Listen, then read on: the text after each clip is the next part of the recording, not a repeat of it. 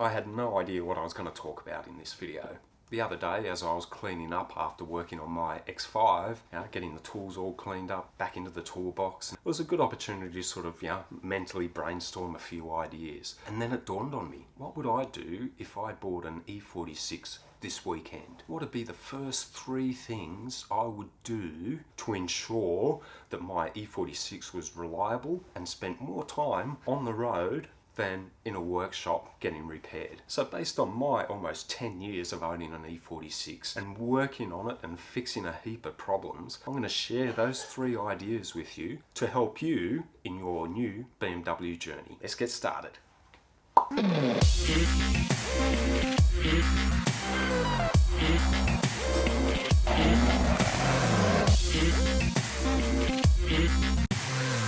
So you've just gone out and bought yourself an E46. Congratulations, it's a really good choice, because in this age of front wheel drive and SUVs, this is a 6-cylinder rear wheel drive car with a heap of aftermarket options available for you, and still today they're a great everyday driver. But regardless of the fact that the car you've bought has been regularly serviced, there are 3 things that I would urge you to do to ensure you maintain your sanity, your marriage, and get to enjoy your E46 experience every day rather than having it sitting in a workshop getting repaired. So what's the first thing I would do? I'd do a thorough inspection, and for that you're going to need a few things: a notebook, pen, your mobile phone, a torch, a rag, some brake cleaner, and either a large screwdriver or pry bar, whatever you've got handy. You also need a trolley jack and a set of jack stands. Find a nice safe spot either in the garage or in the driveway, jack your E46 up, put it on the jack stands and rip the wheels off. You also want to remove that front splash guard, the plastic one at the front, and also the metal subframe cross-member support thing that, I don't know what they call it, but it's a heavy metal thing. Now take your time with this because it's a little bit tricky to get out and it's probably a little heavier than what you think it is. But you want to get those 2 things off so you can have a good inspection, particularly at the gearbox and the engine. But I want you to start at the back. Have a good inspection of the exhaust, look for any signs of leaks or corrosion which may need addressing. Then also around the diff carrier bushes and all the bushes and suspension components at the back. Use the brake cleaner and the rag to wipe down any areas which are sort of caked in road grime and oil or whatever, so that you can have a good inspection of particularly the rubber components to see what they're like. And use the pry bar or the screwdriver to sort of lever and wiggle things around. The other thing that's probably a good thing to look at is the tail shaft center bearing. These can wear out, so you want to wiggle that tail shaft around and look for any signs of excess play in there. Take plenty of photos as you work your way towards the front of the car. And then as you get to the front of the car, have a good look around the front subframe assembly, all the suspension components. Then turn your attention to around the engine. What you're looking for is any signs of coolant or oil leaks. So check all your coolant radiator hoses around the base of the coolant expansion tank. Also check for signs of oil leaks coming from the base of the oil filter housing. That gasket there is prone to failure. And then once you've done that, move to the right hand side and same sort of thing. I find it would be really helpful to remove the air filter box or air filter housing, and that'll give you much better access to do a visual inspection around the left hand side of the engine. There's a lot of hoses in there, air, vacuum and coolant, and once again plenty of photos so that later on you can review those photos and start making some solid notes in terms of what needs to be addressed. So that's the first thing, and that's probably going to take you a few hours if you do it properly. What you're going to end up with is a good photographic record, and from that you can start reviewing those photos and using the notebook and pen, start making a list of things that either need immediate replacement or that could be, showing signs of age and wear and may need replacing in the next 3, 6 or 12 months. So you've got a solid base to work on. You're just not relying on what the previous owner has told you.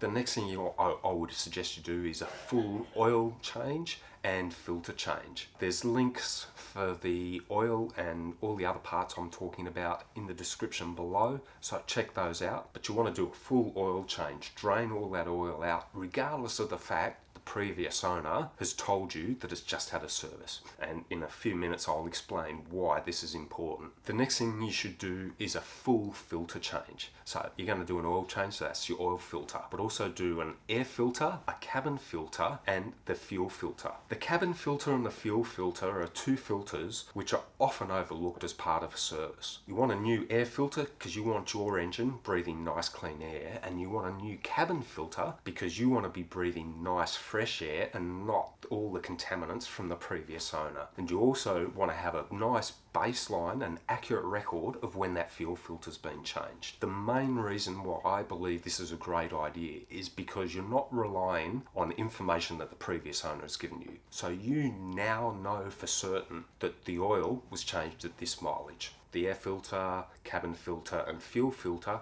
were all changed at this mileage. So you can now schedule your maintenance knowing for certain when they need to be upgraded. The third and final thing I would do is the E46 is really prone to coolant leaks. There are a lot of not just rubber components in the coolant system, but also plastic components. The best way to check your coolant system is to do a pressure test. Now, if you don't have a pressure test kit, I'd strongly suggest you buy them. You're just a home mechanic. You don't need the best of the best because you're not going to be doing this day in and day out. Just get yourself a really basic pressure test kit, pump the system up to about 20 psi, go inside, make yourself a cuppa and let it sit for about half an hour. Grab your torch and a rag and starting at the top of the engine, check everything that you can see around the water pump, thermostat housing and all the hoses that connect to the top of the radiator. Get underneath the car and check all those heater hoses around the base of the coolant expansion tank and look for signs of leaking coolant. So if you've identified any leaks, my top tip here is replace everything. And by that I mean water pump, thermostat housing, coolant expansion tank, also the coolant level sensors, water temp sensor, and all the hoses. Now the only two optional ones here are the two hard plastic coolant lines which sit below the intake manifold. So unless your pressure test has identified them as a possible coolant leak, you can get away with leaving those for now, but I would certainly at some time in the near future plan a weekend to replace those. The reason why you want to replace everything is a lot of the hoses which connect to things like your coolant expansion tank and your thermostat housing rely on a rubber O-ring within the plastic end of the hose. Don't just replace the thermostat housing and think that that old hose is going to seal perfectly against it. Better to replace the hose. Now this is going to be about a $500, maybe $600 expense, but it's going to save you a lot of hassle, particularly when you get into the summer when your E46 engine is going to want plenty of coolant running through it to maintain its temperature. So they're my top 3 tips. That's all based on my experience and what I've had to do on my E46 and what I've learnt from owning an E46. They're a really great, reliable car, but maintenance is the key. And as a 20-year-old car, you're probably the 3rd, maybe 4th owner of that car. So regardless of the fact that the last owner was religious in his servicing, you don't know what the previous owners to that have done with the car. So the really important thing is you start from a solid baseline by doing that really good visual inspection and making a note of everything that may need addressing. Hopefully this really helps you, and if you've got any comments on your E46 maintenance journey, how about you drop me a comment below because we can share that with the other viewers who may get something from your experience. Don't forget to hit that like button because, as I say, it helps out my channel when you do. And if you want to see more content on 5 Minute Fridays or to follow the progress of my supercharged E46 325ci project, consider subscribing and of course ring the bell because that'll give you a notification every time I upload a new video. But as always, I've really enjoyed your company. Thank you very much for watching. Until we meet again on perhaps the next episode of 5 Minute Fridays, look after yourselves, stay safe, and TTFN.